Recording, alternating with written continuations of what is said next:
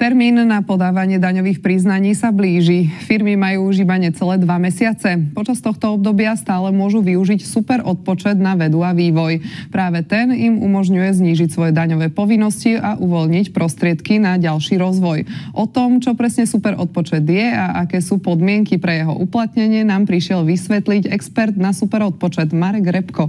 Dobrý deň, vítajte v štúdiu. Ďakujem. Tak si na úvod povedzme, čo to vlastne super odpočet je. Super odpočet na výskum a vývoj je strategický nástroj, ktorého úlohou je motivovať firmy k tomu, aby sa púšťali do projektov, ktoré sú pre nich možno neisté, neprebádané a vyhnúť sa vlastne z tej rutiny. Takže úlohou toho super odpočtu je podporovať práve takéto spoločnosti. Zaujímavý bol ten moment, keď tam zaznelo to, že na výskum a vývoj je určený pre iba veľké firmy, alebo pre koho je vlastne určený? Ten super odpočet má vlastne povzbudzovať spoločnosti bez rozdielu. To znamená, že sa môže jednať o malé spoločnosti, väčšie spoločnosti. Nemusí sa naozaj jednať iba o nejaké vývojové centra alebo R&D centra, ktoré sa primárne venujú teda iba výskumu a vývoju, ale môže sa jednať aj o spoločnosti, ktoré inovujú popri tom, ako vlastne sa venujú tej svojej prirodzenej činnosti a tým aktivitám. Aké výhody môže priniesť firmám? Super odpočet na výskum a vývoj funguje ako nepriama forma podpory. To znamená, že pre tie spoločnosti, ktoré sa venujú výskumno-vývojovým aktivitám, platí pravidlo, že najprv musia vynaložiť tie náklady alebo tie výdavky na výskumno-vývojové aktivity a následne si 100% týchto aktivít oni môžu dodatočne odpočítať od základu dane a tým pádom si môžu znížiť tú svoju daňovú povinnosť. To znamená, že ak by som to uviedol na nejakom konkrétnom príklade, ak spoločnosť vynaloží 100 000 eur na výskumno-vývojové aktivity, znamená to, že od tých 100 000 eur si môže znížiť ten svoj daňový základ a ušetrí tým 21 000 eur. Ako je na tom Slovensko a slovenské firmy? Využívajú super odpočet dostatočne? Žiaľ nie. Zatiaľ super odpočet využilo ani nie 1000 spoločností. A je to zaujímavé, pretože v priemere spoločnosť, ktorá uplatňuje super odpočet, ušetrí na dani viac ako 88 000 eur. V porovnaní s ostatnými krajinami teda výrazne zaostávame, pretože celkový pomer tých výdavkov, ktoré Slovensko dáva v pomere k hrubému domácemu produktu, je naozaj za tým priemerom Európskej únie, pretože u nás je to menej ako 1% a keď sa pozrieme napríklad do Čech alebo do Poľska, tam sa naozaj blížime už k tým 2%. V rámci vašej firmy pracujete aj na iných trhoch. V čom sa môžeme učiť od ostatných? Tak myslím si, že od ostatných krajín sa môžeme inšpirovať tým, že aká priorita sa dáva práve týmto výskumno-vývojovým aktivitám. Pretože ten výskum a vývoj bola taká oblasť, ktorá bola z môjho pohľadu výrazne poddimenzovaná a nevenovalo sa jej dostatočne veľa pozornosti a tým pádom zaostávala práve za tými ostatnými krajinami, alebo zaostávame tým pádom za tými ostatnými krajinami. Preto sú rôzne formy, rôzne nástroje, ktorými sa dajú podporiť tieto aktivity a žiaľ na Slovensku je iba tento jeden strategický, ktorý naozaj funguje.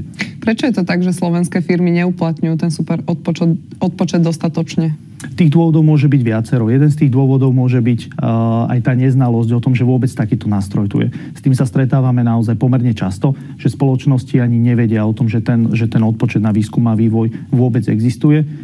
Ďalší typ spoločnosti môže byť taký, ktoré možno vedia o tom, že ten odpočet tu je, ale nevedia, či si môžu uplatniť svoje aktivity na vlastne úľavu na dani.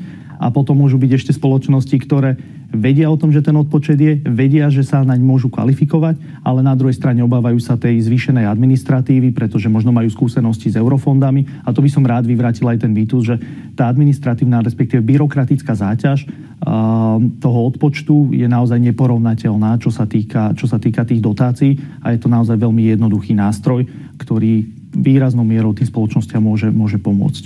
Pracuje sa nejakým spôsobom na zvyšovanie povedomí o tom, že tu vôbec takáto možnosť ako super odpočet je? Veľmi málo.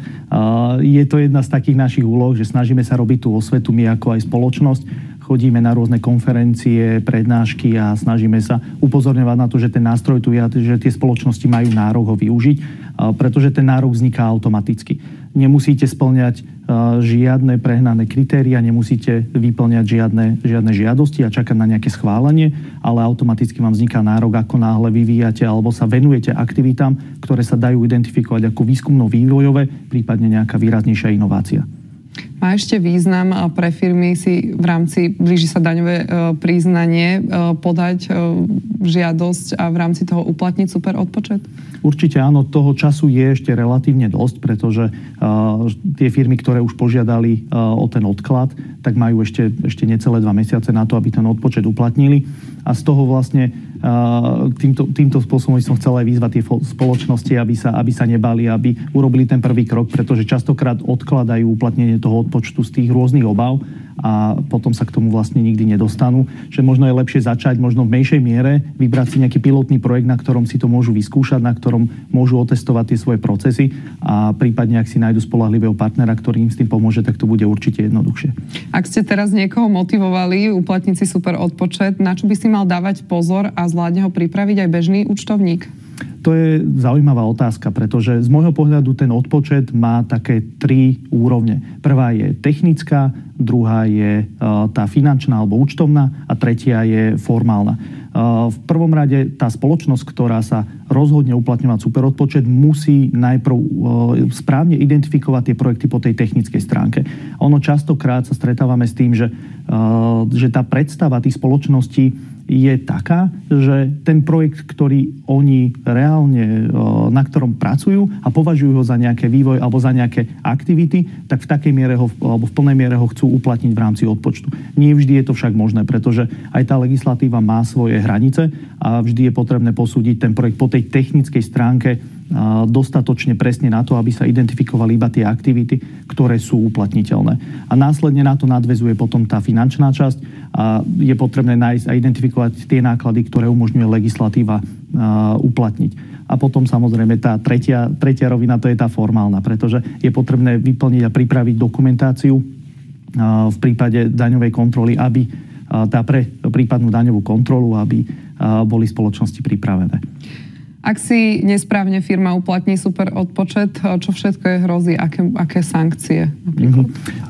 V podstate to, čo som spomenul v tej predchádzajúcej odpovedi, že tá formálna stránka projektu je asi tá prvá, na ktorú sa bude správca dane pozerať pri kontrole.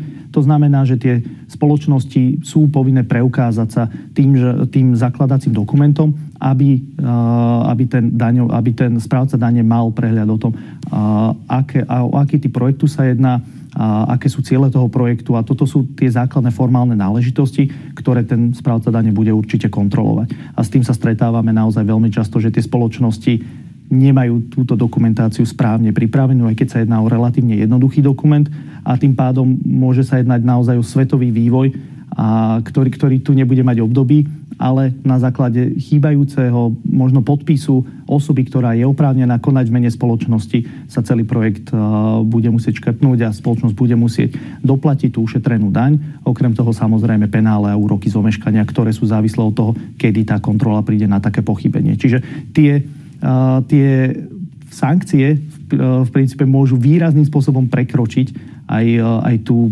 úsporu, ktorú spoločnosť vygeneruje uplatnením toho odpočtu. Povedal Marek Repko, expert na super odpočet. Ďakujem veľmi pekne, že ste si našli čas na divákov televízie Teatry. Ďakujem veľmi pekne.